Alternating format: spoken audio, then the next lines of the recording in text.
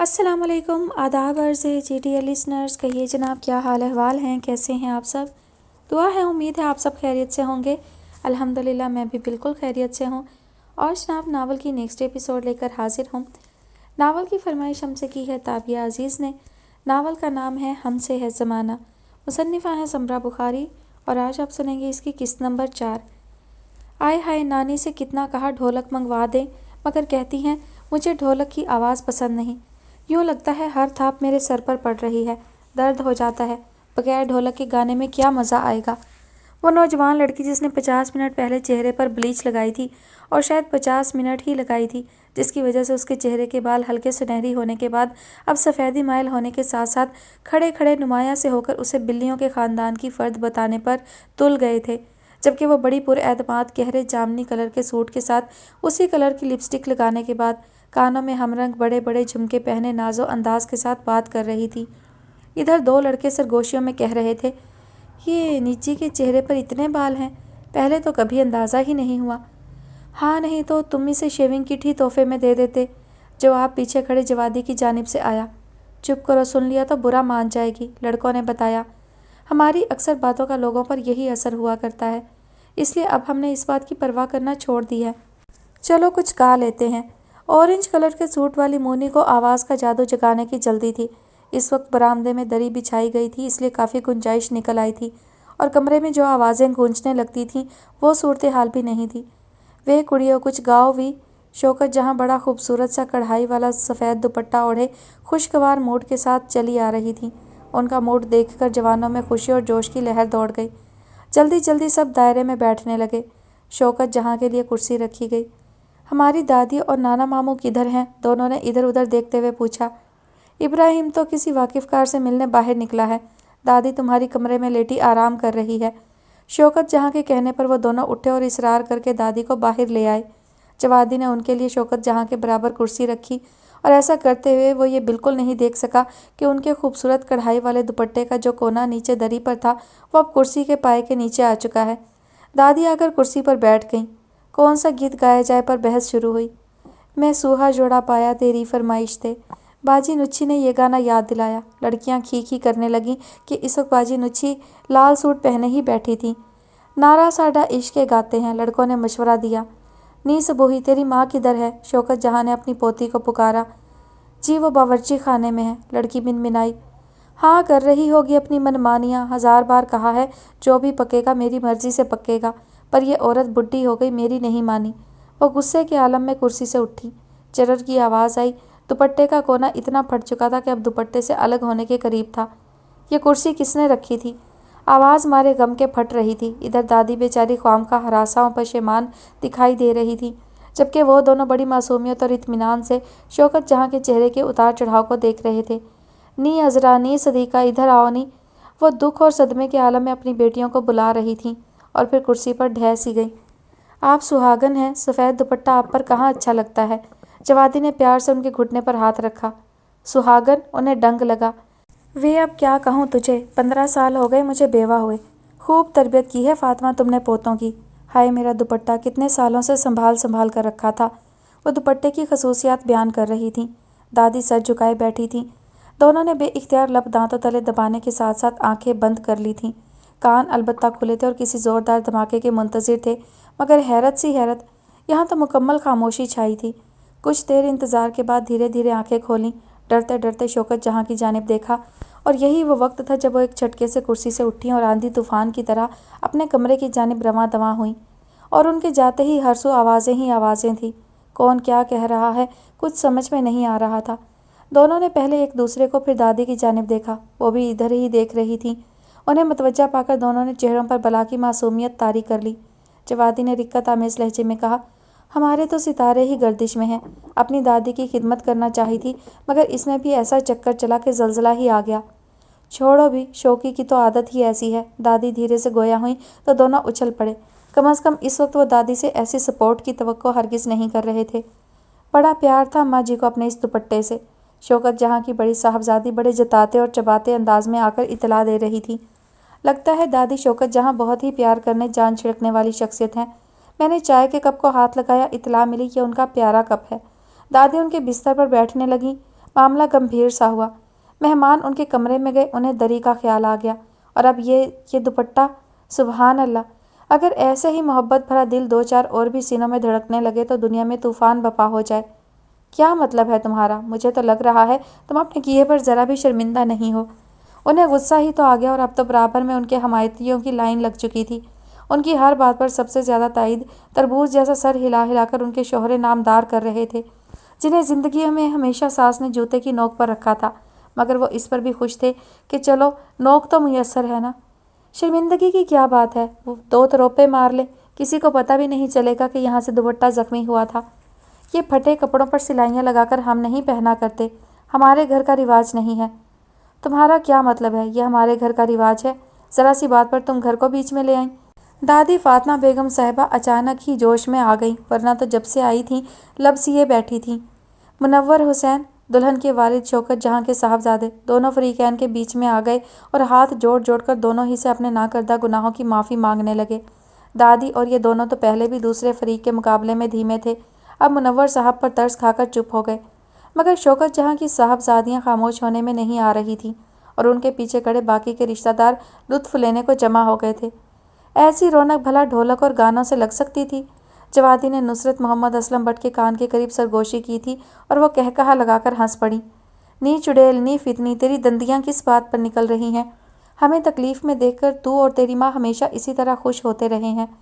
توپوں کا رخ ادھر مڑ گیا۔ نصرت کون سا کم تھی، خم ٹھونک کر میدان میں اتر آئی۔ اشبیل نے ادھر ادھر دیکھا، مشین کا ڈبہ اٹھایا اور پورے زور و شور سے بجانے لگا۔ فریقین نے اپنے اپنے حملے روک کر حیرت سے اسے دیکھا، جو اطراف سے بے نیاز نہایت تسلی سے یہ مشین کا ورق ڈھولک کی طرح خوبصورتی سے بجا رہا تھا، اور پھر سب آہستہ آہستہ کھسک گئے۔ ان کے جاتے ہی جوان پارٹی پھر دری پر آ بیٹھی اور یوں گیت گائے جانے لگے جیسے ابھی کچھ دیر پہلے یہاں کوئی بدمزگی ہوئی ہی نہیں تھی۔ خالہ جان، آپ اماں اور میری بہنوں کی کسی بات کا برا نہ ماننا۔ سچ تو یہ ہے میری بہنیں لڑائی جھگڑے کے بغیر رہ ہی نہیں سکتی، جہاں بھی جاتی ہیں جھگڑا ضرور اٹھاتی ہیں۔ منور حسین اور پھر ان کی بیوی بھی دادی کے پاس آ بیٹھیں۔ جوادی کو پیاس محسوس ہوئی، وہ اٹھ کر کچن میں گیا، 3 لڑکیوں کو سر جھکائے کاموں میں غرق پایا۔ کیا آپ کو ہلا گلا گانا شانا منع ہے؟ جی ہم گھر والے ہیں نا، میرا نام سبوہی ہے۔ جب آپ کے بھائی سے چائے کا کپ ٹوٹا تھا میں ہی کچن میں تھی۔ یہ میری بہن رافیہ اور یہ جو برتن دھو رہی ہیں یہ سعدیہ ہیں، انہی کی شادی ہو رہی ہے۔ ہاں ٹھیک، آپ کے ہاں یہ رسم چلی آ رہی ہوگی، دلہن کو برتن منجوانے میں طاق کر دو تاکہ یہ جا کر دلہا کو بھی مانجھ کر رکھ دے۔ پتہ نہیں جی، سبوہی کے لبوں پر اداس سی مسکراہٹ دوڑ گئی جو جوادی کی تیز نظروں سے چھپی نہیں رہ سکی۔ اتنی اداس کیوں ہو؟ لڑکیاں تو پرایا دھن ہوتی ہیں، انہیں ایک نہ ایک دن جانا ہوتا ہے۔ ایک روز تم بھی اپنی نفاست پسند دادی کو اکیلا چھوڑ کر کہیں دور چلی جاؤ گی۔ بس رہنے دے بھائی، آپ شاید کسی کام سے آئے تھے۔ اس نے بات بدل دی۔ ہاں پانی کا ایک گلاس مل جائے، اگر ویسے بدلے میں دینے کو میرے پاس آدھی سلطنت تو نہیں ہے، ہاں زندگی گزارنے کے سنہرے گر ہیں، 1100 بیان فرما سکتا ہوں۔ سبوہی باجی یہ چاول ہیں اور یہ آئل کا ڈبہ۔ 15-16 برس کے 2 دبلے پتلے سنجیدہ صورتوں والے لڑکے سامان سے لدے پھندے تھکے تھکے سے چلے آئے۔ یہ یقیناً تم لوگوں کے بھائی ہیں۔ جی ہاں یہ دونوں ہمارے بھائی ہیں، سبوہی نے بتایا۔ ماں صدقے مجھے بلا لیتے، کتنا سامان اکیلے اٹھا کر لا رہے ہو، کس طرح چہرے کملا کر رہ گئے ہیں۔ دادی کو ٹوٹے کپ پھٹے دوپٹے کا غم لے بیٹھا، ورنہ وہ اپنے جگر گوشوں کو اتنا سامان اٹھانے دیتی؟ یہ چاول کم از کم 10 کلو تو ہوں گے۔ آپ کون ہیں؟ بڑے والے نے پوچھا۔ اس کمرے میں بھرے بھانت بھانت کے مہمانوں میں سے ایک ہوں، رشتے میں کزن ہوتا ہوں آپ کا، بہت دور واقع ایک شہر بے مثال سے تشریف لایا ہوں۔ باتوں کے دوران ہاتھ بڑھا کر سامان لے لیا اور میز پر رکھ دیا۔ آپ کا نام کیا ہے بھائی جان؟ بڑے والے نے پرشوق انداز میں اس کا جائزہ لیتے ہوئے پوچھا۔ والدین نے جواد رکھا ہے، شبلی، مجھے جوادی اور محلے والے فسادی کہتے ہیں۔ اچھا، اب تو یہاں موجود سبھی حاضرین کی دلچسپی اس میں بڑھ گئی تھی۔ پانی کا گلاس لینے کیا دریا پر چلے گئے تھے؟ شبلی اتنی دیر کی غیر حاضری برداشت نہیں کر سکا، چلا آیا۔ یہ اشبیل عرف شبلی عرف بلی ہے۔ سبوہی پر نظر پڑی، کچھ ٹھٹکا اور بولا، برتن دھو دھو کر چمکانا کیا آپ کی ہابی ہے؟ نہیں جی، میری ہابی بھلا برتن دھونا کیوں ہونے لگی؟ یہ تو مجبوری ہے میری۔ اور اس کے ساتھ سب کے سب اداس دکھائی دینے لگے۔ کمال ہے، لوگ ہنسی خوشی پہاڑ کھود کر نہر نکال لیتے ہیں، اور ایک آپ ہیں ذرا سے برتن کیا دھونے پڑ گئے، چہروں پر 12 بجنے لگے۔ صرف یہ برتن ہی نہیں دھوئے، ابھی اور بھی بہت سے کام باقی ہیں۔ اگر کام کرنا اتنا ہی 2 بھر لگتا ہے تو نہ بلاتے اتنے رشتہ داروں کو۔ یہ بات نہیں ہے، افسوس تو اس لیے ہوتا ہے کہ جب ہماری پھوپھیوں کے ہاں کوئی فنکشن ہوتا ہے سارے کام ہمارے اور ہماری امی کے سر ہوتے ہیں، اور آج جب ہمارے گھر شادی ہے کوئی ہاتھ لگانے کو تیار نہیں۔ دونوں نے کچھ سوچا، پھر اشبیل بولا، ابھی کیا کیا کام باقی ہے؟ برتن دھو کر آلو پیاز چھیل کاٹ کر بھون کر رکھیں گے تاکہ صبح ناشتے میں بھجیا تیار کی جا سکے۔ آٹا گوندنا ہے اور کچن کی صفائی بھی باقی ہے۔ چلو چھوڑو، یہ تمام کام بھی ہوتے رہیں گے۔ کیسے چھوڑ دیں؟ وہ کچن سے جانے کو تیار نہیں تھی۔ ہم ترکیب نمبر 12 لڑانے لگے ہیں اور آپ لوگ ایویں ذرا ذرا سے مسئلوں کو دل پر نہ لیں۔ شادیوں والے گھروں میں اکثر رشتہ دار پرانی دشمنیاں نکال کر پاسے لگ کر بیٹھ جاتے ہیں۔ ہم نے پہلے بھی ایسے اڑیل رشتہ داروں کا علاج کیا ہے، اب بھی کریں گے۔ پھر انہوں نے اندر کمرے میں آ کر جہاں اس وقت رشتہ داروں کی کثرت موجود اور ان کے اور دادی شوکت جہاں کے ساتھ ہونے والے تازہ ترین حادثے پر تبصرے فرما رہی تھی، اعلان کر دیا، پرچی پرچی کون کھیلے گا؟ ایسی شاندار پرسنالٹی والے ہنسمکھ بڑے شہر میں رہنے والے کزن لڑکیاں بھلا انکار کر سکتی تھیں؟ پرچیاں انہوں نے خود ہی لکھی اور چونکہ کھیلنے والوں میں لڑکیوں کی اکثریت تھی تو اب پرچی پر 10 منٹ میں برتنوں کا ڈھیر دھو ڈالیے، 20 منٹ میں آلو کاٹیے۔ پر سرے تسلیم خم کرتی ہنسی خوشی کچن کی جانب جا رہی تھی۔ کام کرنے والیوں کا حوصلہ بڑھانے نئے نئے دلچسپ چٹکلے چھوڑنے کو یہ بھی ساتھ تھے، اور پھر ہنستے کھیلتے برتن بھی دھل گئے، آٹا بھی گوندا گیا، باقی کے سارے کام بھی نپٹ گئے۔ سبوہی مسکراہٹ چھپانے کو دوپٹہ منہ کے آگے کیے کھڑی تھی اور دونوں بھائیوں کا بس نہیں چلتا تھا کہ ابھی ان کی شاگردی اختیار کرنے کی درخواست لکھ ڈالیں۔ چلو جی، اب باقی کل کھیلیں گے۔ ویسے آپ سب امور خانہ داری میں کس قدر ایکسپرٹ ہو، منٹوں میں سب کچھ سمیٹ سماٹ دیا۔ اصل کام تو میں نے کیا ہے، اتنے آلو پیاز صرف آدھ گھنٹے میں کاٹے ہیں جی، اور برتنوں کا ڈھیر تو جیسے آپوں آپ دھل گیا تھا، اور وہ جو ڈھیر آٹے کا میں نے گوندا ہے ان میں بحث شروع ہو گئی تھی۔ دونوں سونے کے لیے کمرے میں آ کر لیٹ گئے۔ دن بے مقصد ہرگز نہیں گزریں گے، یہاں بھی ہمارے کرنے کو بہت کچھ ہے۔ دونوں سرگوشیوں میں باتیں کر رہے تھے اور آس پاس لیٹے نوجوان کے کان گدھے کے کانوں کی طرح کھڑے ہو گئے تھے، مگر پھر بھی پلے کچھ نہیں پڑ رہا تھا۔ یہ کیا سرگوشیاں کر رہے تھے دونوں؟ کچھ ہمیں بھی تو بتاؤ۔ آخر صبر کا پیمانہ لبریز ہوا تو ایک صاحب چلا اٹھے، آپ کے مطلب کی بات نہیں ہے، آرام سے آنکھیں میچیں اور خواب میں کسی حسینہ کے ساتھ محبت کی پینگیں بڑھائیں۔ اب کیا پینگیں بڑھائیں؟ شادی کو بھی 4 سال ہونے لگے ہیں، سارے ارمان خاک میں مل چکے ہیں، اب تو بس ایک بیوی اور 2 بچے ہیں اور ہم ہیں۔ تو کیا آپ اب تک کنوارا ہی رہنا چاہتے تھے؟ بھائی جان، کبھی کبھی حقیقتوں پر بھی خوش ہو لینا چاہیے۔ اب یہی سوچ لیں کہ آپ کی بیوی بچوں کو لے کر میکے چلی جائے، وہاں جا کر طلاق کا مطالبہ کر دے، آپ ایک بار پھر اکیلے ہو جائیں تو کیا یہ اچھا ہوگا؟ کچھ سوچ سمجھ کر بولو، یہ کیسی باتیں کر رہے ہو تم؟ جی، میں یہی بتانا چاہ رہا تھا کہ جو کچھ میسر ہے اس کی قدر کریں، وقت کی آواز کو سنیں جو یہ کہتی ہے اب آپ پہلے کی طرح چھیل چھبیلے نوجوان نہیں رہے، ایک ذمہ دار انسان بن چکے ہیں۔ ان ذمہ داریوں کو پہچاننے اور ان سے اکتاہٹ محسوس کرنے کی بجائے ان سے محبت کیجیے۔ ارے بھائی، آپ تو اچھے خاصے سنجیدہ انسان ہیں، ہم تو کچھ اور ہی سمجھ رہے تھے۔ کسی اور نے اٹھ کر تعریف کی تھی، جہاں سنجیدگی کی ضرورت ہو وہاں ہم سنجیدہ ہو جایا کرتے ہیں۔ پچھتا رہا ہوں میں یہاں آ کر، نانا ماموں برے برے منہ بنا کر دادی سے کہہ رہے تھے۔ یہ دونوں بھی قریب ہی بیٹھے سبوہی کی والدہ سے پوچھ کر سودا سلف کی لسٹ تیار کر رہے تھے۔ سارا دن ہاتھ پر ہاتھ دھرے جو بیٹھے رہتے ہو، اب ان دونوں بچوں کو ہی دیکھو، آتے ہی گھل مل گئے ہیں اور اندر باہر کے کام بھی اپنے ذمہ لے رہے ہیں۔ دادی نے شاید زندگی میں پہلی بار ان کی تعریف کی تھی، اور سبوہی کی والدہ یعنی شوکت جہاں کی بہو کہنے لگی، چچا میاں، اگر ہم سے خاطر خدمت میں کوئی کوتاہی ہو رہی ہو تو معاف کر دیں، اصل میں اکیلی میری جان ہی ہے یہ سب دیکھنے والی، یا پھر یہ میرے ساتھ بچیاں ہیں۔ بڑی والی کی شادی ہے، اس سے میں زیادہ کام کروا نہیں رہی، بس یہ چھوٹی ہی میرے ساتھ لگی ہوئی ہے۔ رات تو آپ کی فیملی کی ہر لڑکی نے بڑھ چڑھ کر کام میں حصہ لیا، اشبیل نے تعریفی انداز میں کہا تو قریب کھڑا شوکت جہاں کا پوتا ہنسنے لگا، اور کس طرح سب نے کام میں حصہ لیا تھا اس کی تفصیل بھی بتا دی۔ سن کر سب کے لبوں پر مسکراہٹ دوڑ گئی۔ دادی بولی، اچھا ہے، ایسی بے حس نکمی لڑکیوں سے اسی طرح کام لینے چاہیے۔ ابھی باتیں ہو رہی تھیں کہ نصرت اسلم بٹ ایک نیا کام سے بھرا سوٹ پہنے، ساتھ میں میچنگ جولری سجائے چلی آئیں، پراندے کے پھندنے ہاتھ میں جنہیں وہ پنکھے کی طرح جھلا رہی تھیں۔ ان سب کے قریب کرسی رکھ کر بیٹھ گئیں اور بولی، کیسا ہے میرا سوٹ؟ یہ میرے میاں نے خود ڈیزائن کروا کر باہر سے ہی بنوا کر بھیجا ہے۔ ماشاءاللہ، آپ کے میاں کو تو ڈیزائنر ہونا چاہیے، شخصیت کو سامنے رکھ کر ڈیزائن کرنے کے عادی معلوم ہوتے ہیں بٹ صاحب۔ ہائے، پہلی بار کسی نے انہیں بٹ صاحب کہا ہے، قسم سے اتنا پیارا لگا ہے۔ کون کہنے والا؟ شبلی نے آرام سے سوال کیا۔ جواب میں کہہ کہا پڑا، پھر بولی، دیکھا دادی اپنے پوتے کو کیسے کیسے مذاق کرتا ہے۔ اے بیٹی، انہیں ہر ایک سے ہنسنے بولنے کی عادت ہے، میں پہلے سے کہہ دیتی ہوں، ان کی کسی بات کو دل پر نہ لینا۔ نہیں نہیں, میں تو خود بڑی ہنسوڑ بڑی زندہ دل ہوں. میاں میرا ہے کچھ سڑیل مزاج کا، مگر میں نے بھی سوچ لیا ہے اسے اپنے رنگ میں رنگ کے ہی دم لوں گی. چنے کی دال کتنی لکھوں آنٹی؟ جوادی شاید پوری طرح لسٹ بنانے میں ہی غرق تھا. 3 کلو لکھ لو. اتنا ہی گوشت بھی لکھ لو. پر نہیں، 3 کلو گوشت کم پڑ جائے گا. جس کے حصے میں کم بوٹیاں آئیں گی وہی باتیں بنائے گا. آنٹی پر طرح طرح کی فکریں سوار تھیں. اس کا بہترین حل یہ ہے کہ آپ گوشت کے بجائے قیمہ ڈال لیں. بس 4 کلو دال، 1 کلو قیمہ، وہ بھی ہڈی والا، تاکہ کھانے والوں کو ثبوت مل سکے وہ خالی دال نہیں قیمہ دال کھا رہے ہیں. منور انکل چونکے. تعریفی بلکہ بے حد تعریفی انداز میں مشورے دیتے لڑکوں کو دیکھا اور اس بات میں سر ہلاتے ہوئے بولے، بیٹا میرے لڑکے تو ابھی چھوٹے ہیں، بھانجے ہاتھ پٹانے کو تیار نہیں. اگر تم لوگ ساتھ دو تو نہ صرف کام آسانی سے نبٹ جائے گا بلکہ بہت بہتر طریقے سے بھی ہو جائے گا. کیوں نہیں، ہمیں بالکل کوئی اعتراض نہیں. یوں بھی شادیوں کو بخیر و عافیت نپٹا دینا ہمارے بائیں ہاتھ کا کام ہے. محلے میں دوستوں میں بڑی شادیاں نپٹائیں اور دلہا دلہن سے زیادہ مبارکبادیں قبول کی ہیں. تو بس بیٹا، یہ تو تمہاری بہن کی شادی ہے، پورے اعتماد سے کام کرو. شوکت جہاں کو پتہ چل گیا تو بہت اعتراض کرے گی، دادی جان نے یاد دلایا. بس اب کیا کہوں خالہ، اماں کی تو عادت ہی ایسی ہے، مگر میری اکیلی جان اور ادھر گھر کا انتظام دیکھنے والی یہ میری بیوی، جس کے کسی کام سے اماں ساری عمر خوش ہوئی ہی نہیں. منور انکل کے دونوں بیٹے تنویر کے ساتھ جا کر سودا لے آئے اور سبوہی سے کہہ دیا، دال قیمہ خوب مسالے ڈال کر پکانا، مگر آئل فی الحال استعمال نہ کرنا. آئل کے بغیر کیا اچھا لگے گا؟ ارے لڑکی، ہر بات میں اعتراض مت کرو. ہمارا مطلب ہے پکانے کے بعد اوپر سے آئل گرم کر کے ڈال دینا.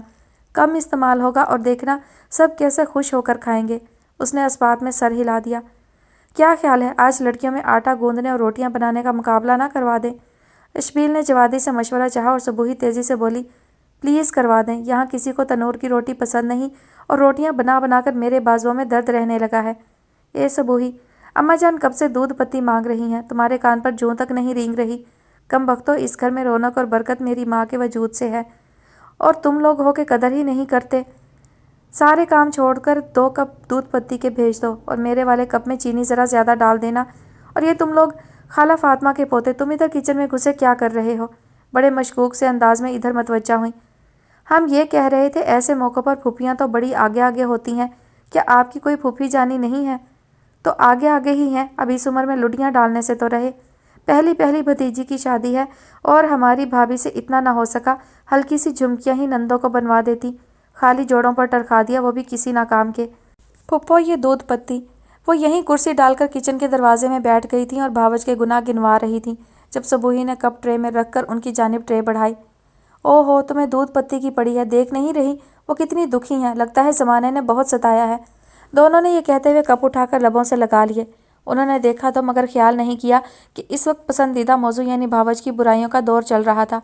کوئی آدھ گھنٹے تک وہ نان سٹاپ بولتی رہیں، پھر ان دونوں نے ہی راستہ چھوڑنے کی درخواست کی کہ باہر ان کے نام کی پکار پڑ رہی تھی. چل سبوہی، اب جلدی سے 2 کپ دودھ پتی کے بنا دے، اماں انتظار کر رہی ہوں گی. مگر پھپھو دودھ تو ختم ہو گیا. انہوں نے سبوہی کی بات سنی، رکے نہیں، سیدھا نصرت محمد اسلم بٹ کے پاس آ کر ہی دم لیا، جو کمر سے دوپٹہ باندھے کجرارے کجرارے تیرے کالے کالے نینا پر ڈانس کرنے والی تھیں. اس روز سالن میں مرچ مسالے خاصے تیز رہے، مزیدار بھی لگا مگر اعتراض بھی اٹھے اور کھایا بھی کم گیا. اس کی وجہ سے خاصی بچت ہوئی. دوپہر کو لڑکیوں میں روٹیاں بنانے کا مقابلہ ہوا، جو عزیزی کوثر پروین، جو کہ سبوہی کی بڑی پھپھو کی صاحبزادی تھی، نے 40 روٹیاں بنا کر جیت لیا. سزا کے طور پر ہارنے والیوں سے 20-20 روپے وصول کیے گئے اور رات کو قریبی پارک جا کر گول گپے کھانے کا پروگرام بنا. ارے کیسے ماڈرن اور زندہ دل کزن ہیں ہمارے، مکھنچو سے باقی کے کزن. ہاں، کبھی ایسے پروگرام بنانے کا خیال نہیں آیا. رات کے کھانے کے بعد پہلے تو گیتوں کی ٹانگ توڑی گئی، پھر کچھ شوخ و سنگ حسیناؤں نے ناچ کے نام پر اپنی ٹانگ توڑنے کی کوشش کی. اس کے بعد سب پارک سدھارے. سردی کے موسم میں جوان گرم خون، وہ کہے ابھرے، ایسا مزہ آیا کہ پہلے کبھی نہ آیا تھا. سب مہمان لڑکے لڑکیاں جمع تھے اور کسی جلسے جلوس کا گمان ہو رہا تھا. سبھی خوش تھے، ہنس بول رہے تھے. خاموش تھے تو سبوہی، تنویر اور ان کے دونوں چھوٹے بہن بھائی، جبکہ بڑی والی مائیوں بیٹھی ہونے کی وجہ سے آج کی پکنک سے محروم رہ گئی تھی. خاندان میں کتنے ہی لڑکے ہیں مگر ان کے جوڑ کا تو کوئی کیا ہوگا، ان کے سامنے تو کسی گنتی شمار کے قابل ہی نہیں لگتے. ہائے، اگر یہ مجھے پسند کر لے تو زندگی بدل جائے. مگر کون؟ یہاں آ کر خود سے سوال ہوتا، پھر جواب آتا، دونوں ہی لاجواب ہیں، جو بھی پسند کر لے قبول ہے. یہ آواز ان لڑکیوں کے دلوں کی تھی جو ابھی نکاح منگنی کے جھنجھٹ سے آزاد تھیں اور یہاں آتے ہوئے جن کی امائیں بار بار سمجھا کر لائی تھیں اچھے کمانے والے رشتہ داروں کو خاص لفٹ کروانا، جن کے لڑکے نکمے لفنگے ہوں ان کی اماؤں سے بھی دور دور رہنا، ایم پسند کر لیا تو مصیبت آ جاتی ہے، سفارشیں بھی برادری سے ڈلوائی جاتی ہیں، نہ کرو تو برادری ناراض، بس ایک سیاپا ہے اس خاندان کا۔ اور اب جو دو قابل خوبرو پڑھے لکھے مہذب زندہ دل جوان نظر آئے تو لڑکیاں باقی کے تمام لڑکوں کو نظر انداز کرنے لگیں، حالانکہ ان کی آمد سے پہلے کئی ایک رشتوں کی امید بند چکی تھی اور بہت سی لڑکیوں کو اپنے چہرے کے پھول کھلتے نظر آنے لگے تھے۔ ہائے اللہ جی کتنی سردی ہے، کوثر نے آئس کریم کھانے کے دوران اشبیل سے قریب ہو کر بڑے سر میں کہا تھا۔ اور کھاؤ آئس کریم، جب زکام ہوگا پھر اماں کی جوتیاں کھانا، بدن کو گرمی ملے گی اور دماغ بھی بروقت صحیح فیصلے کرنے کے قابل ہو جائے گا۔ میں تو اماں کی اتنی لاڈلی ہوں، مجھے تو آج تک انہوں نے انگلی سے بھی نہیں چھوا، اٹھلا کر اطلاع دی گئی۔ بڑا غلط کیا تمہاری اماں نے۔ کیوں ایویں خواہ وہ خفا نظر آنے لگی۔ دیکھ کمینی موقع سے فائدہ اٹھا رہی ہے، تو اور حسینہ سرگوشیوں میں کہتی کوثر کو نظروں ہی نظروں میں کچا چباتی قریب آ گئیں۔ کیا باتیں ہو رہی تھیں باجی کوثر؟ ایک نے باجی پر زور دے کر بظاہر خوش دلی سے سوال کیا۔ یہ بتا رہی تھی آپ اس سے پورے 2 سال بڑی ہیں، مگر پھر بھی اسے باجی کہتی ہیں۔ کون، میں بڑی ہوں؟ نی چنی کاکی تو دیکھو، جھوٹ بولتے حیا نہیں آئی تجھے؟ راستے ہی میں لڑائی شروع ہو گئی۔ دونوں تیز قدم اٹھاتے اس ٹولے سے ذرا آگے نکل گئے۔ جوادی دادی کے کمرے کی طرف بڑھ گیا اور اشبیل نے یوں ہی چھت کی راہ لی۔ ابھی اوپر پہنچنے میں 3-4 سیڑھیاں باقی تھیں جب آوازوں سے اندازہ ہوا اوپر کوئی موجود ہے۔ اب وہ دبے قدموں آگے بڑھا، دروازے پر ہاتھ کا ہلکا سا دباؤ ڈالا تو کھلتا چلا گیا۔ اب اس کے سامنے مگر ادھر پشت کیے ایک لڑکی کھڑی تھی اور اس کے مقابل ایک لڑکا تھا جس کا چہرہ ادھر تھا، مگر اشبیل مدھم چاندنی میں اسے پہچاننے سے قاصر تھا۔ جو ہی لڑکے کی نگاہ اس پر پڑی وہ تیزی سے پلٹا اور پڑوسیوں کی چھت کی طرف بڑھنے لگا۔ تب لڑکی نے رخ پھیر کر اشبیل کی جانب دیکھا۔ ارے سعدیہ! مائیوں بیٹھنے والی چند روز بعد دلہن بننے والی لڑکی کو ایک غیر لڑکے کے ساتھ چھت پر دیکھ کر یقیناً دھکا ہی لگ سکتا تھا۔ اشبیل بھائی پلیز کسی سے کچھ مت کہیے گا، دادی تو مجھے زہر دلوا دیں گی۔ تو آپ زہر نوش فرمانے والے کام کیوں کرتی ہیں؟ لہجے میں خود بخود ہی طنز کا رنگ اتر آیا۔ لڑکا جو دیوار پھلانگنے لگا تھا رک گیا، پھر ان کی جانب بڑھنے لگا۔ اشبیل بھائی یہ جمیل ہے میرا خالہ زاد، اور کبھی منگیتر بھی تھا۔ اب یقیناً اشبیل کو چونکنا تھا۔ میں جس روز سے آیا ہوں تمہیں تمہارے بہن بھائیوں کو خاموش اور اداس دیکھا ہے، کیا اس کے پیچھے کوئی کہانی ہے؟ وہ وہیں ایک ٹوٹی کرسی پر بیٹھ گیا۔ جی ہاں، یہ کہانی ہر اس دل کو اداس کر سکتی ہے جو دوسروں کا دکھ اپنے دل میں محسوس کرتے ہیں۔ اب کہ لڑکا اس کے مقابل آ کھڑا ہوا تھا۔ مجھے بتائیں، شاید میں آپ کی کچھ مدد کر سکوں۔ نہیں اشبیل بھائی، اب بھلا کیا ہو سکتا ہے؟ کارڈ بڑھ چکے ہیں، مہمان آ گئے اور میں مائیوں بیٹھ چکی ہوں۔ آج تو بس آخری ملاقات کے لیے چھت پر آئی تھی۔ مایوسی کفر ہے، اور ہم نے تو بوہے سے باراتیں واپس لوٹا کر اپنے والد سے جوتیاں کھائی ہیں۔ ایک بار اور سہی، تم لوگ مجھے کچھ بتاؤ تو۔ ان دونوں نے گھنٹہ بھر لگا کر مل جل کر جو سٹوری سنائی اس کا لب لباب یہ تھا کہ جمیل سعدیہ کا خالہ زاد تھا، ایک ہی گلی میں گھر تھے، برسوں کا آنا جانا تھا، دونوں ایک دوسرے کو پسند کرنے لگے تھے۔ پچھلے سال جب دادی شوکت جہاں اپنی بڑی صاحبزادی کے ہاں گجرانوالہ گئیں تو سعدیہ کی والدہ نے موقع دیکھ کر شوہر سے جمیل کے لیے بات کی کہ یہ خواہش جمیل کے ساتھ ساتھ جمیل کی والدہ کی بھی تھی، اور ان دونوں کی بات پکی کر دی۔ منور اپنی کم آمدنی اور بڑے کنبے سے پریشان تھے۔ 3 بیٹیاں بھی فکر میں مبتلا رکھتی تھیں۔ وہ دیکھ رہے تھے ان کی بہنیں بیٹوں والی ہیں، مگر وہ ان کی بیٹیاں لینے پر تیار نہیں۔ والدہ کی غیر موجودگی میں انہوں نے جمیل کے رشتے کے لیے ہاں کر دی، اور جمیل کی والدہ نے سعدیہ کو انگوٹھی بھی پہنا دی۔ 1 ماہ بعد شوکت جہاں واپس آئیں، اپنی غیر موجودگی میں اتنا بڑا فیصلہ ہو جانے پر طوفان اٹھا دیا۔ منور کا خیال تھا اماں کچھ دن غصہ کریں گی، پھر آخر مان ہی جائیں گی، مگر پتہ نہیں کیوں وہ ایسا سوچتے ہوئے ماں کی ضدی طبیعت کو بھول گئے تھے۔ جمیل سعدیہ کی خالہ عفت کا بیٹا تھا۔ ایک تو رشتہ ان کی رائے کے بغیر ہوا، دوسرا وہ بھی بہو کے خاندان میں۔ یہ تو کسی طرح قابل قبول تھا ہی نہیں۔ جن لوگوں کو جوتی کی نوک پر رکھا ہے اب اس گھر کے لڑکے کو داماد بنا لوں، گویا سر پر بٹھا لوں، ناممکن، ایسا تو کبھی ہو ہی نہیں سکتا۔ منور تو کسی خوش فہمی میں مت رہنا، زہر دے دوں گی پوتی کو، مگر ان لوگوں کے سامنے سر نیچا نہیں ہونے دوں گی۔ اماں وہ تو بڑی چاہ سے رشتہ ڈال کر سعدیہ کو اپنا رہے ہیں، نیچا دکھانے کی تو کوئی بات ہی نہیں ہے۔ منور دبی زبان میں سمجھانے کی کوشش کرتے۔ ارے گھامڑ کاٹ کے الو، تجھے کیا پتا، جس گھر میں بیٹی دے دی سر تو پھر خود بخود ہی نیچا ہو گیا۔ پھر انہوں نے سعدیہ کے لیے ادھر ادھر رشتے کے لیے بھی کہہ دیا۔ جمیل اسی محلے میں تو رہتا تھا، جس سے بھی رشتے کے لیے کہتی وہی حیران ہو کر کہتا، کیا خالہ کے ہاں سے اس کا رشتہ ختم ہو گیا؟ ہاں ختم کر دیا میں نے، وہ لوگ ہمارے جوڑ کے ہیں ہی کہا، یہ تو ہماری شرافت، ہم نے اس گھر کی بیٹی کو بہو بنا لیا، اب یہ لوگ ہماری ہی بیٹی پر نظر رکھنے لگے ہیں، آنکھیں نہ نکال دوں میں ان کی۔ اور ایسے ہی اتفاقاً اپنی ایک ملنے والی کے ہاں ان کی ملاقات پرانی جاننے والی سلامت خاتون سے ہو گئی۔ سلامت خاتون تھیں تو چلتا پرزہ ٹائپ والی، حالت پتلی تھی، 3 بیٹے تھے، تینوں ہی واجبی سے تعلیم یافتہ اور واجبی ہی شکل صورت کے مالک۔ شوکت جہاں نے اس اتفاقیہ ملاقات کے بعد بھی ان سے 2-3 ملاقاتیں کی اور آخرکار کسی سے مشورہ لیے بغیر ہی سعدیہ کی بات پکی کر دی۔ منور نے ان کی غیر موجودگی میں رشتہ تو بیوی کے بھانجے سے کر دیا تھا، مگر جب ماں کو دیکھا تو پھر وہی بچپن سے دل پر جو ماں کا رعب تھا وہ غالب آنے لگا، اور جب تینوں بہنوں نے بھی لان تان کی اور ماں کے جوڑے رشتے کو ہر لحاظ سے مناسب قرار دیا تو انہوں نے ہمت ہار دی۔ عفت بہت روئی مگر منور نے کہہ دیا، ساری عمر اماں کی مانی ہے، اب اس عمر میں آ کر میں کس طرح ماں کو ناراض کر دوں۔ انہوں نے کہہ دیا ہے اگر میں نے ان کی بات نہ مانی تو وہ آپا کے گھر چلی جائیں گی اور مرتے دم تک میری شکل نہیں دیکھیں گی۔ اب تم بھی فضول میں ضد لگا کر مجھے ماں کا گنہگار نہ کرو، جو رشتہ انہوں نے لگایا ہے وہ بھی مناسب ہے، لڑکے کا اپنا کاروبار بتا رہی ہیں اور کافی سادہ سے لوگ ہیں۔ جب منور ہی کے پاؤں اکھڑ گئے تو پھر یہ ماں بیٹیاں سوائے رونے دھونے کے کیا کر سکتی تھیں؟ جمیل میری محبت اور پھر منگیتر ہے، اس کا خیال دل سے نہیں نکال سکتی۔ وہ آنسوؤں کے درمیان اشبیل کو ساری کہانی سنا رہی تھی۔ دادی شوکت اتنی ظالم بھی ہو سکتی ہیں، یہ میں سوچ بھی نہیں سکتا تھا۔ اسے بہت افسوس تھا اور اس عورت کی ضد پر حیرت بھی تھی۔ نیچے آیا تو جوادی شوکت جہاں کے کمرے میں اپنی دادی کے بستر میں گھسا بیٹھا تھا اور کمرے میں ایک ناراض سی فضا کو صاف محسوس کیا جا سکتا تھا۔ کیا ہوا پھر، کوئی معصوم سا نقصان؟ اس نے کرسی سنبھال لی۔ میں بتا رہی تھی تمہارے بھائی کو ہمارے ہاں جوان لڑکے لڑکیوں کا یوں رات گئے گھر سے مخول ٹھٹے کے لیے نکل جانا سخت معیوب سمجھا جاتا ہے، اور یہ آگے سے مجھے اس کے فوائد گنوا رہا ہے۔ اچھا، مگر آپ کے گھر کے کسی لڑکے لڑکی نے ہم سے اس بات کا ذکر ہی نہیں کیا؟ کیا آپ نے اپنے خاندان کے طور طریقوں سے انہیں بھی آگاہ نہیں کیا ہے؟ اشبیل کے سوال پر جھلا کر انہوں نے دادی کی جانب دیکھا اور بولی، تمہارے لڑکوں نے بچپن میں کیا کوؤں کا جھوٹا پانی پیا تھا؟ یہ کیوں پیتے کسی کا جھوٹا؟ بس اللہ کی دین ہے، بچپن سے ہی ذہین ہے۔ دادی آپ کیوں برا مان گئیں؟ اتنے دن یہاں رہ کر میں نے تو یہی دیکھا ہے، یہ لوگ دل کے بہت اچھے ہیں۔ اور کیوں اچھے ہیں بھائی؟ اس لیے کہ گھر کی سربراہ کھلے دل و ذہن کی مالک ہے۔ جوادی بستر پر لیٹنے کی تیاری میں تھا۔ اشبیل کے منہ سے یہ فقرہ کیا نکلا، اٹھ کر ایک دم سے کھڑا ہو گیا کہ ہو نہ ہو کوئی انوکھی نرالی ہوئی ضرور ہے۔ ادھر شوکت جہاں یہ تعریف سن کر خاصی مسرور دکھائی دے رہی تھی۔ پوتی کا رشتہ کہاں کیا ہے؟ میرا مطلب ہے کسی بہت اونچے گھرانے میں تو نہیں کر دیا جو ساری عمر چھاتی پر مونگ دلنے میں گزار دیں اور اف بھی نہ کرنے دیں۔ شوکت جہاں نام ہے میرا، ہر کام ہمیشہ سے ہی سوچ سمجھ کر کرتی آئی ہوں، اور یہ بہنوں بیٹیوں کے معاملے تو بڑے ہی نازک ہوتے ہیں۔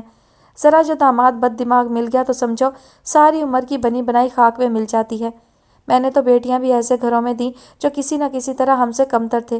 بڑی والی کو نیچ ذات میں بیاہا، دوسری کا میاں ہے کاروباری مگر تعلیم میں کم ہے، اور تیسری والی کی پوری سسرال میں حسین تو کیا کوئی بندہ قبول صورت بھی نہیں ہے۔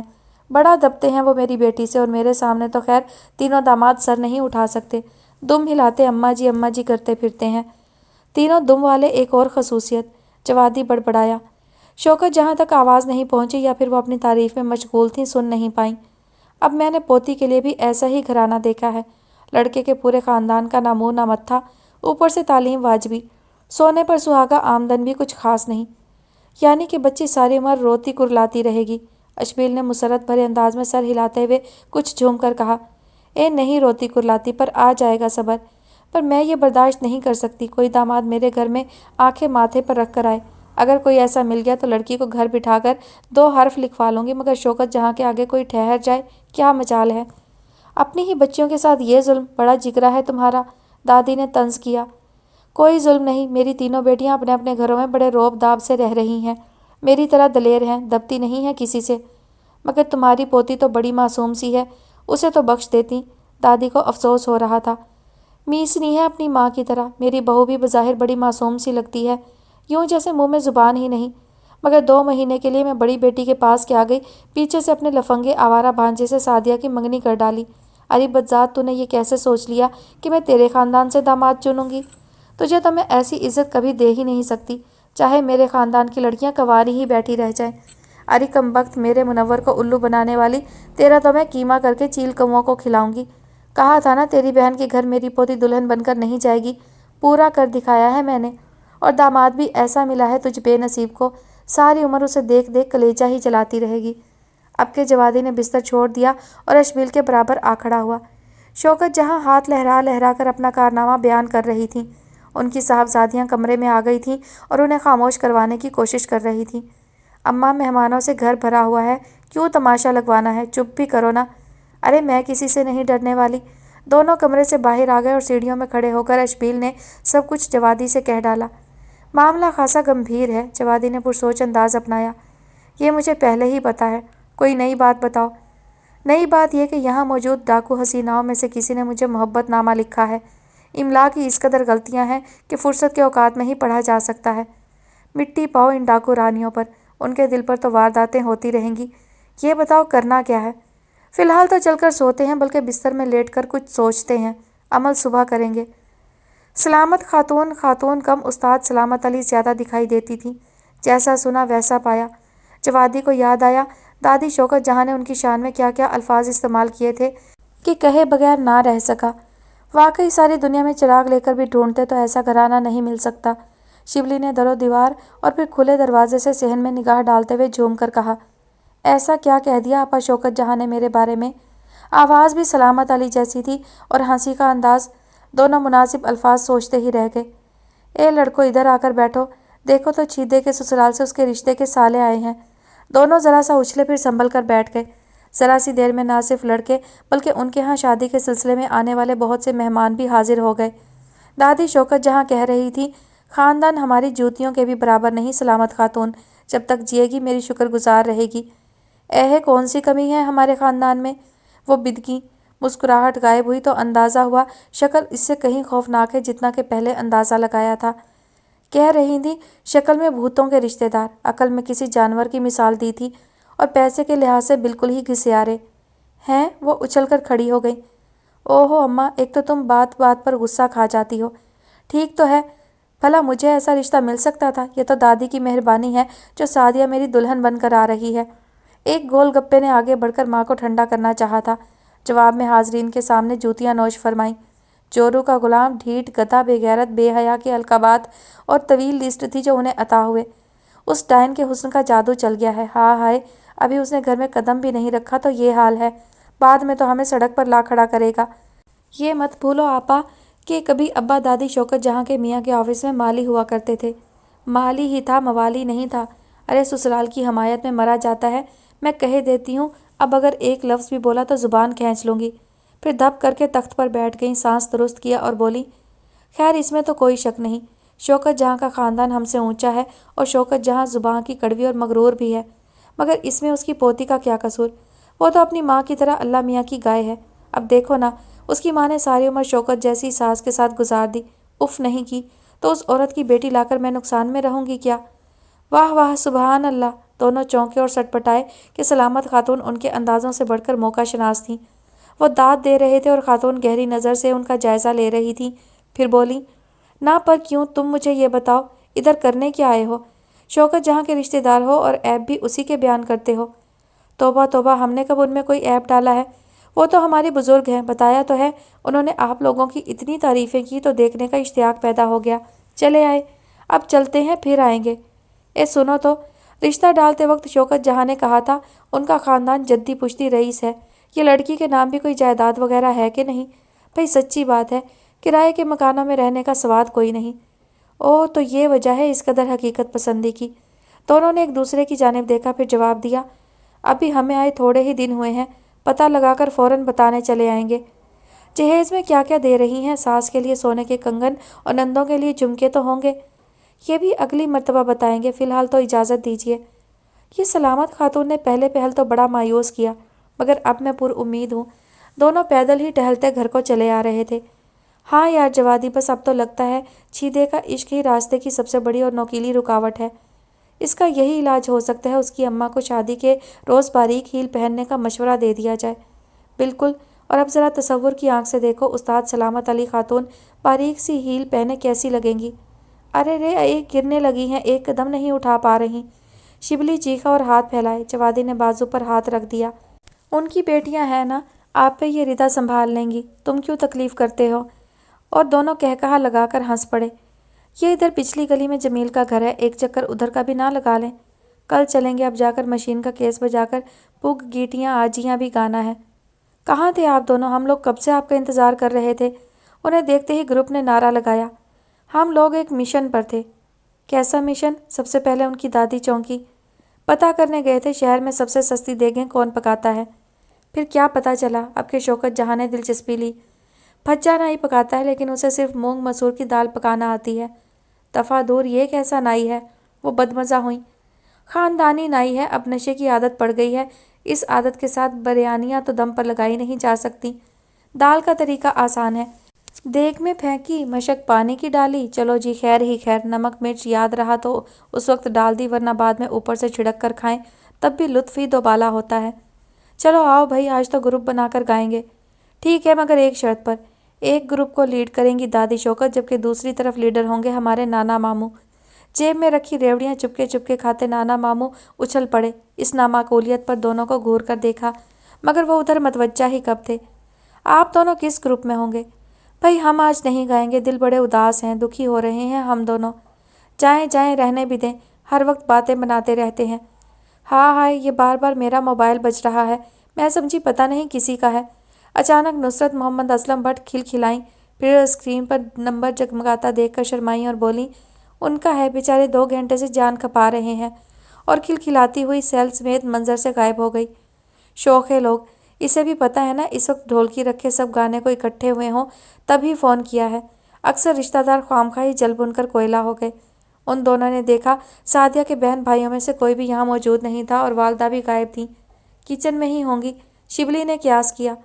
दोनों उधर चल पड़े। उसकी वालदा तो नहीं, भाई बहन ज़रूर किचन में मौजूद थे। मौसम के लिहाज से आजकल किचन ही सबसे माकूल जगह है।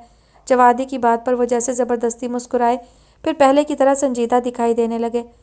सबूही, आपने अपनी बाजी की शादी पर कैसा सूट बनवाया है? छोड़ें भी अशपील भाई, उसने सर झटका और मुंह बनाकर कहा। ऐसे नहीं कहते, खुशी के मौका कोई बार बार थोड़ा ही आते हैं। अब भी टाइम है, माकूल सा जोड़ा सिलवा लें, ऐसा ना हो कि फिर बाद में अफसोस करती फिरें। नहीं करती मैं अफसोस, आप बताएं चाय पियेंगे? नहीं शुक्रिया। और तनवीर, तुमसे एक काम है, अगर कर दो तो। कैसी बातें करते हैं आप? आपका काम करके तो खुशी होगी, और जब काम मुकम्मल हो जाएगा तो तुमसे खुशी संभाले नहीं संभलेगी। तुम ज़रा सुबह हमारे साथ चलना और हमें अपनी खाला यानी जमील की वालदा का घर तो दिखा देना। क्यों, उनसे आपको क्या काम पड़ गया? तनवीर का हैरान होकर पूछना तो यकीनी था। बस हम इनका इंटरव्यू करना चाहते हैं, पूछना चाहते हैं इतनी अच्छी लड़की खोकर वो कैसा महसूस करती हैं। खाला को हमसे बहुत प्यार है, खासकर सादिया बाजी से तो बहुत मोहब्बत है। उनकी कोई बेटी नहीं है, हम बहनों को बेटियों की तरह ही चाहती हैं। उन्हें एक तो ये दुख कि उनके बेटे का रिश्ता दादी ने ठुकराया है, और दूसरा जब से पता चला है सादिया बाजी गंवारों में जा रही हैं, वो तो मारे गम के बीमार ही पड़ गई हैं। ये होते हैं कम हिम्मत बुज़दिल लोग। तो उन्होंने बजाय हमदर्दी करने के ये कहा तो बहन भाई उनका मुंह देखने लगे। जमील को चाहिए था वो दादी शौकत जहाँ को अगवा करके बदले में सादिया का मुतालबा कर देता। दादी का अगवा आसान नहीं है। पहले वो हंसे, फिर बड़ी संजीदगी से बताया, कुछ ऐसा मुश्किल भी नहीं है। लगाते हो 2 रुपए की शर्त? मजाक छोड़ें, हम लोग आजकल बेहद अपसेट हैं। ज़िंदगी इसी का नाम है चंदा, जो हाथ पर हाथ धरे बैठे रहते हैं, अपनी तकदीर की लगाम दूसरों के हाथ में थमा देते हैं, वो हमेशा उदास और बेबस ही रहा करते हैं। काश आप दोनों पहले आ जाते तो हमारी बाजी के साथ ये जुल्म ना होता। हाँ, मंगनी का पुरमुसरत मौका भी तो आया था। काश आपके अब्बा हजूर ने उस वक्त हमें याद कर लिया होता। खैर, सुबह जमील भाई और मोहतरमा खाला साहिबा के यहाँ ज़रूर जाना है। तुम तैयार रहना, हम नाश्ते के बाद ही रवाना होंगे। खाला के यहाँ इस वाक़या के असरात इस कदर गहरे होंगे ये तो उन्होंने सोचा ही ना था। जमील था तो उदास बुलबुल की मानिंद, और खाला तो सादिया का नाम आते ही बाकायदा आंसू बहाने लगती थी। आपने हिम्मत क्यों हारी? जवादी ने पूछा। तो क्या करती बेटा, उस घर में मेरी बहन भी है, और बहन भी वो जिसने सारी उम्र जुल्म की चक्की में पिसते हुए गुजार दी है। मैं अगर शोर डालती तो ये औरत मेरी बहन का हाथ पकड़कर दहलीज से बाहर खड़ा कर देती। हम बहुत मजबूर हैं बेटा। वो दोनों कुछ देर वहाँ बैठे, फिर तनवीर के साथ ही जाने के लिए उठ खड़े हुए। अब तनवीर पहले से ज़्यादा खामोश और उदास था। बड़े खूबसूरत कंगन बनवाए थे दादी शौकत जहाँ ने जमील की वालदा के लिए, और तब तो एक मकान भी लड़की के नाम करने का इरादा था, मगर आप कह रही हैं वो तो ख़ानदान का मामला था, कुछ ना देती तो बिरादरी में नाक कट जाती। अब आप गंवारों को क्या क्या दिया जाएगा, इस बारे में मुँह से भाप भी नहीं निकाल रही। ना मैं पूछती हूँ शौकत जहाँ ने क्या अब भी हमें अपने शौहर के मालिक का ख़ानदान समझ रखा है? ना मैं कहती हूँ ज़माना बदल गया, अब मेरे बच्चे अपने कारोबार वाले हैं, इज़्ज़तदार हैं, जो घर लड़की देता है चाहे राज्य महाराजे का भी हो, लड़के वालों के सामने सर झुकाकर बात करता है। मगर ये तुम्हारी दादी, रिश्ते की दादी, झट तसीह की, ہاں ہاں, جو کوئی بھی ہے، پتہ نہیں خود کو کیا سمجھے بیٹھی ہے۔ جائیدادیں زیور کیا قبر میں لے کر جانے ہیں اس نے؟ نہیں نہیں، قبر میں اتنی جائیداد کہاں سمائے گی؟ اور زیور کی چمک فرشتوں کی آنکھوں کو خیرہ کرنے سے تو رہی۔ ان کا خیال ہے وہ یہ سارا زیور جائیداد وغیرہ اپنی نواسیوں پر نچھاور کر دیں گی، ایسی دھوم دھام سے نواسیاں بیاہیں گی کہ زمانہ نسلوں تک ان کی فضول خرچیوں کو یاد کرے اور مثالیں دے گا۔ اچھا، پھر ہم سے تو دکھا گئی ہوشیاری، نواسی نہیں دی، پوتی دے دی ہمیں۔ سلامت خاتون اس وقت غم و غصے کی تصویر دکھائی دے رہی تھی۔ ہاں جی، ہوشیاری نہیں بلکہ مکاری کی ہے، جائیداد کی جھلک دکھلا کر رام کیا ہے۔ میں تو کہتا ہوں جب آپ لوگ مہندی لے کر آئیں تو لگے ہاتھوں اپنے نمبر 2 بیٹے کے لیے ان کی ایک عدد نواسی کا بھی رشتہ مانگ لیں، موقع ایسا ہوگا کہ وہ انکار کر ہی نہیں سکیں گی۔ ہاں اماں، کہہ تو یہ ٹھیک رہے ہیں، ذرا اکڑ کر بات کرنا تاکہ انہیں اندازہ ہو سکے، انکار کریں گی تو کیا کیا کچھ ہو سکتا ہے۔ ان کے ساتھ بڑی صاحبزادی جو پتہ نہیں کس طرح تحمل سے یہ سن رہی تھیں، پھٹ پڑی۔ بات سنو جی، میں عورت ہوں بڑی عقل والی، کسی کے پیچھے نہیں لگا کرتی، اپنی عقل استعمال کرتی ہوں، اس بارے میں بھی سوچوں گی پھر ہی کسی فیصلے پر پہنچوں گی۔ سوچتی تو تم خوب ہو اماں، پر اس کے بعد جس فیصلے پر پہنچتی ہو وہ اکثر غلط ہی ہوا کرتے ہیں۔ صاحبزادی نے منہ بنا کر یاد دلایا تھا اور جواب میں سلامت خاتون نے کافی سخت قسم کی گھوری سے نوازا تھا۔ بڑی سخت سردی ہے، ایک ایک کپ چائے تو پلوا دیں۔ شبلی کی فرمائش پر ناگواری کی شکنیں ماتھے پر ابھری اور بولیں، نہ پر وہ شوکت جہاں مہمانوں کو چائے بھی پلواتی ہیں، مگر تب جب مہمان ان کے گھر میں ہوں، اب دوسرے گھروں میں جا جا کر تو ہمیں پیالیاں پکڑانے سے رہیں۔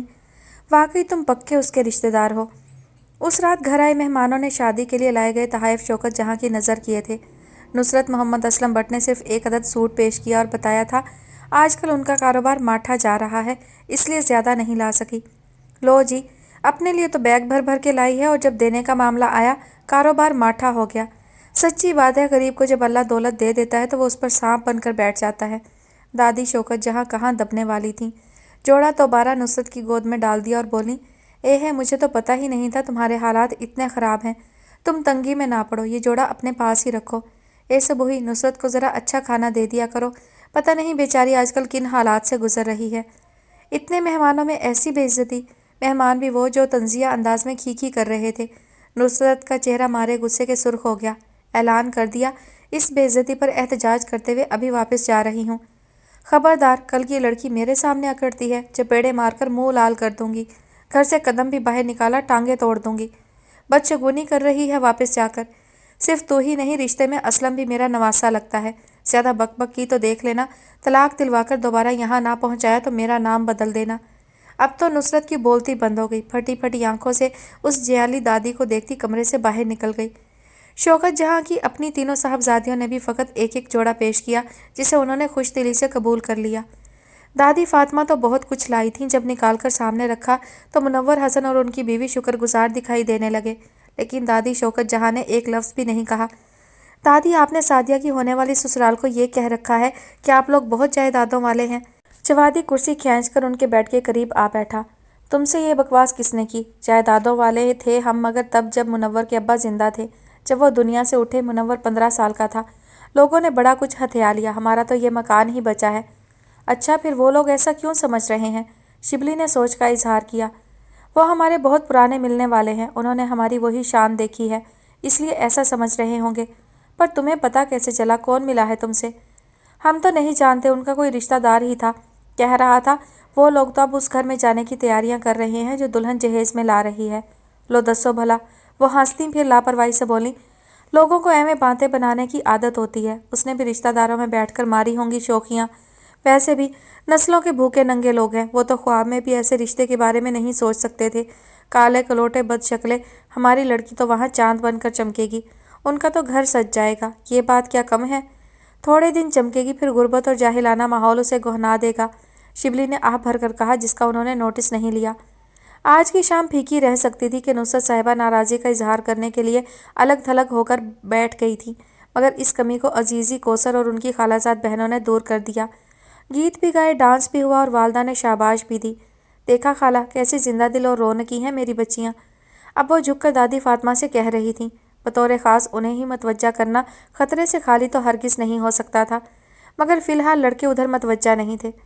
خالہ، آپ کے پوتے بھی اب جوان ہو گئے ہیں، ان کے رشتوں کے بارے میں بھی سوچئے، بہویں خاندان سے آئیں تو اچھا رہتا ہے۔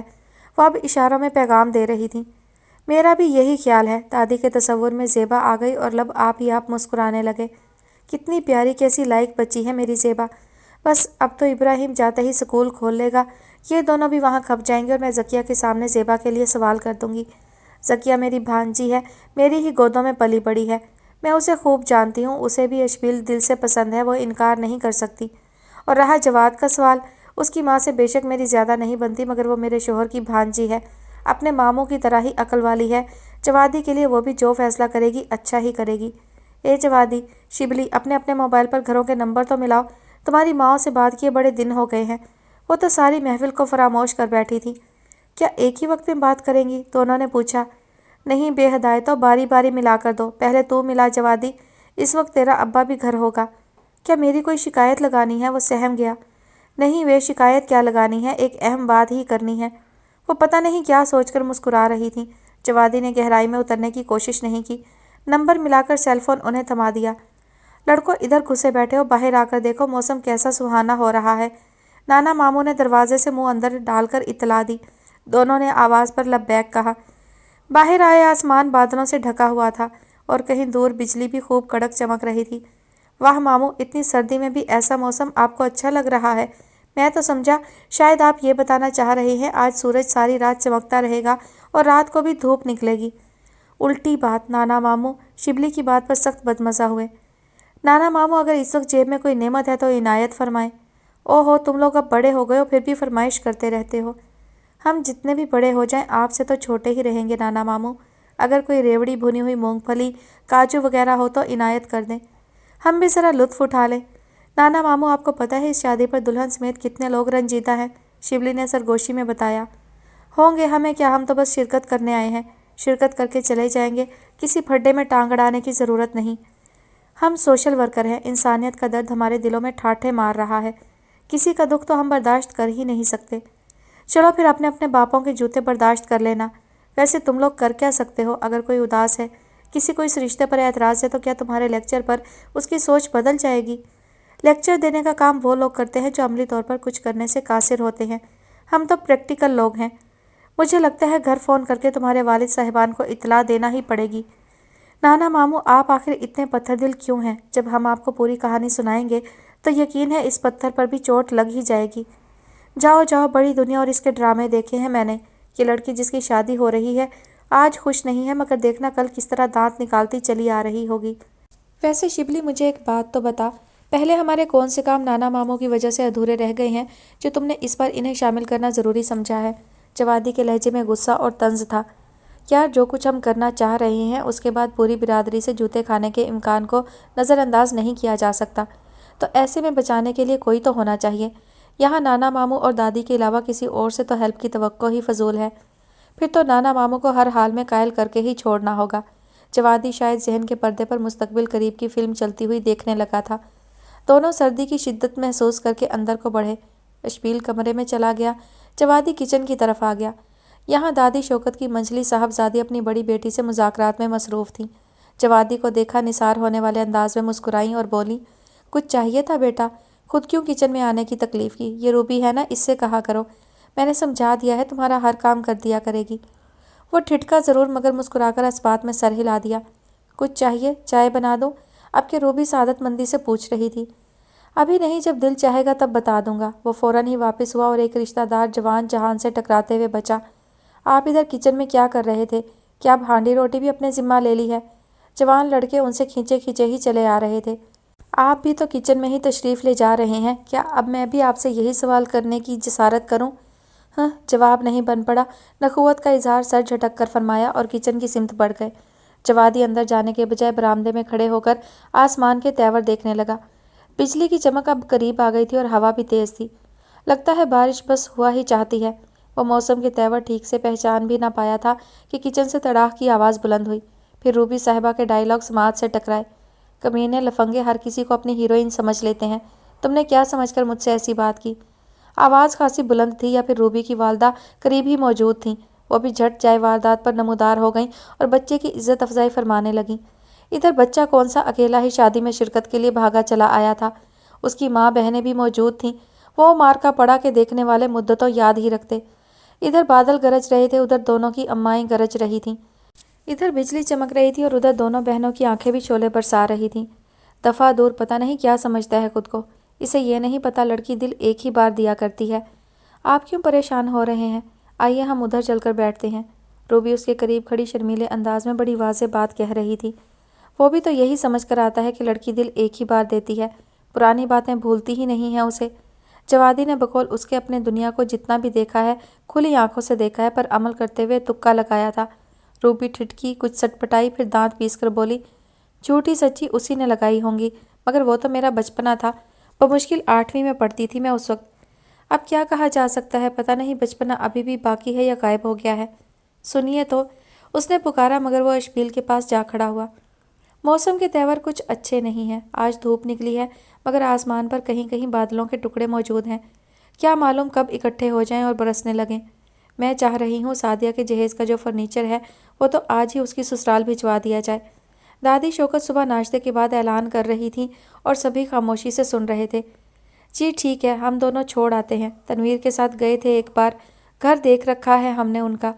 जवादी के कहने पर उन्होंने इत्मीनान से सर हिला दिया और बोली, हाँ ठीक है, तुम दोनों काफ़ी होशियार और ज़िम्मेदार लड़के हो। तनवीर, तुम सामान ले जाने का इंतज़ाम करो और इन दोनों के साथ चले जाओ। और जिस वक्त ये सामान खातून के वेड़े में पहुंचा तो वो बेचारी बेहोश होते होते बची। सिर्फ एक डबल बेड और कुछ भी नहीं। दादी कहती हैं हमारी लड़की के इस्तेमाल में तो यही आना है, बाकी तो बैठक में सज जाएगा और इस पर उसकी चुड़ैल नंदे घर वालों के साथ आकर बैठा करेंगी। ऐसी बात पर कौन लाल पीला नहीं हो सकता था। मैं अभी जाती हूँ, करती हूँ उससे बात। न आखिर ये अकड़ किस बात की है, अभी इनकार कर दूँ तो निकल जाएं सारे कसबल। हाँ अम्मा, डरना नहीं, डट के बात करना, मैं भी आपके साथ ही चलती हूँ। आप क्या कहेंगी जाकर? अशबील ने पूछा। कहूँगी तो तूने हमें क्या समझ रखा है, ये तो तेरे कहने पर तेरी पोती का रिश्ता ले लिया, वरना हमें कोई कमी थोड़ी है। ये जो सामान भेजा है ना, रख इसे भी अपने घर में। आप ठीक कहती हैं, रिश्तों की भला क्या कमी। जब से हमने भाई छीदे को देखा है एक ही ख्याल आता है, काश इनका रिश्ता तय ना होता तो हम अपनी मुँह बोली करोड़ों की मालिक बहन का रिश्ता इनसे कर देते। मुँह बोली बहन, करोड़ों की मालिक? बहन साहिबा जाते जाते पलटी। जी हाँ, ये बड़ी कोठी है उसकी और जायदाद का हिसाब किताब तो बड़ा ही लंबा चौड़ा है। वालदैन की वफ़ात हो चुकी है। इस भरी दुनिया में हम मुँह बोले भाइयों के सिवा उसका कोई नहीं। हम उसके लिए बिल्कुल ऐसा ही सादा लड़का चाहते हैं जैसे कि अपने भाई छीते हैं। चल पीनी, चल जा बुर्का पहन, मेरी चादर भी लेती आना। अच्छा खाला सलामत, हम चलते हैं। दोनों उनसे पहले घर पहुंचना चाहते थे। आज शाम मेहंदी थी, तैयारियां अरूज पर थी। लड़कियों की अक्सरियत पार्लर सुधार चुकी थी, बाकी जो बची थीं मुंह पर कुछ न कुछ थोपे बैठी थी। बड़े जारहाना अंदाज में खाला सलामत और उनकी साहबजादी परवीन बेगम घर में दाखिल हुईं। रुख दादी के कमरे की जानिब था, जहां दोनों पिछले 15 मिनट से उनकी आमद के मुंतजिर दादी शौकत की तंजिया गुफ्तगू बर्दाश्त कर रहे थे। अरे तुम दोनों यूँ बेवक्त, खैरियत तो है? शौकत खानम हैरान होकर बोली। लो और सुनो अम्मा, अब इनके यहाँ आने के लिए इजाज़त की ज़रूरत होगी। बड़े लोग हैं ना, बेवक्ती आमद को पसंद नहीं करते। परवीन ने एक हाथ कमर पर टिका लिया था। चुप कर बदतमीज़, बेहुदा कहेंगी, नहीं तो एक लगाऊंगी। शौकत जहाँ ने सूरत हाल को ना समझकर पुराने अंदाज में ही उसे बच्ची समझकर डांट दिया। बात सुनो जी, शौकत खातून होगी तू अपने घर में, हमसे ज़रा तमीज़ के दायरे में रहकर बात करो। सलामत खातून ने डायलॉग मारा और शौकत जहाँ में कहाँ बर्दाश्त थी। तोपों के दहाने खुल गए। शौकत जहाँ की बेटियां मामले से बिल्कुल अनजान, मगर माँ की मदद को वो भी आ गईं। अशबील और जवाद भी शुरू हो गए। दादी जान ने जब पोतों को बेजिगरी से ताने मारते मुखालिफ फरीक पर उंगलियां उठाते देखा तो आकर दो दो लगाईं। न तुम किस खुशी में हिस्सादार बन रहे हो? कान पकड़कर दोनों को उस हंगामे से बाहर निकाला। हमारे लड़के के लिए लड़कियों की कमी नहीं है। सलामत खातून का ऐलान शौकत जहाँ को अंगारों पर बिठा गया। तुम्हारा मतलब है हमारी लड़की को कमी है? जाओ दफ़ा हो जाओ, निकल जाओ मेरे घर से। अब तो नाक भी रगड़ोगी तो मैं नहीं रिश्ता करने वाली। शौकत जहाँ के इस ऐलान पर मुनव्वर मामू के तो औसान खता हो गए। जाने वालों को रोकने की कोशिश की तो वो आंखें मटका कर बोली, हम तो अब करोड़ों की मालिक लाएंगे। माँ के आगे हाथ जोड़े तो बोली, बेगैरत, चुल्लू भर पानी में डूब मर। वो माँ की बेइज्जती कर गई, तू वहाँ रिश्ते की बात करता है? ऐसा कभी नहीं करने दूंगी। अम्मा, मेहंदी के सब मेहमान आने वाले हैं, गली में देखें चढ़ गई हैं। मैं क्या करूं, किस किस को मना करूं? वो रुहासे हो गए और शौकत जहां भी बिस्तर पर ढह गईं। उनका बीपी शूट कर गया था। फ़ौरन लड़के डॉक्टर के लिए दौड़ाए गए। डॉक्टर आया, दवा दी, चेकअप हुआ, उन्हें मुकम्मल आराम का मशवरा दिया। ये सादिया है ही मनोज, जिस दिन से पैदा हुई है अम्मा की सुबकी ही करवा रही है। अम्मा की पूरी फैमिली में सबके यहाँ पहला पोता हुआ है और इधर ये पैदा हो गई। अम्मा ने तो 2 वक्त रोटी भी नहीं खाई थी इसकी पैदाइश का सुनकर। बड़ी फुप्पो सबको बता रही थी। सादिया की अम्मी और बहनें सर झुकाए ये सब सुन रही थीं। मुनव्वर मामू गम की तस्वीर बने एक तरफ बैठे थे। जवादी और अशबील उनके पास जा खड़े हुए। क्या ये अच्छा नहीं हुआ कि आपकी बेटी जाहिलों के घर जाने से बच गई? तुम नहीं समझ सकते, जिस लड़की की बारात आते आते रह जाए दुनिया वाले उस पर हर तरह का इल्ज़ाम बड़े आराम से लगा देते हैं और इस लड़की का बाप और भाई जीते जी मर जाते हैं। मुनव्वर मामू, आप मर्द हैं, घर के सरबराह हैं। सरबराही अगर कमज़ोर के हाथ में हो तो फिर ऐसे मुल्कों और घरों का शिराजा बिखरा ही करता है। आपने आज तक अपने हक़ को इस्तेमाल क्यों ना किया?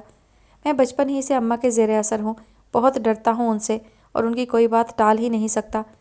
मगर आज एक दुरुस्त फैसला करके आपको अपनी बेटी की ज़िंदगी में खुशियों के रंग भरना होंगे। मैं क्या कर सकता हूँ? अब मैं क्या कर सकता हूँ? उन्होंने सर हाथों में गिरा लिया।